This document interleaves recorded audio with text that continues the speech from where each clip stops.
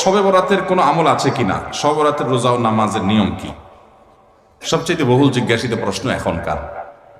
শবে বরাত আসছে, যেটাকে আসলে হাদিসের ভাষ্যে বলা হয়েছে মধ্য শাবানের রাত। শবে বরাত না, এটার হাদিসের ভাষ্যের নাম কি? মধ্য শাবানের রাত।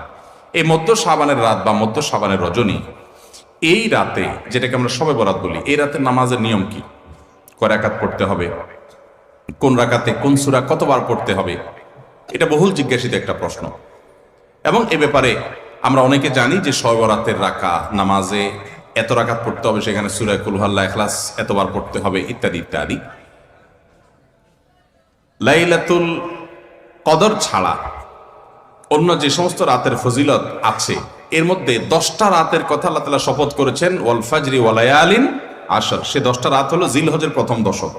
খবরও নেই আমাদের দেশে মানুষের, যে রাতগুলোর শপথ আল্লাহ কোরআনে করেছেন।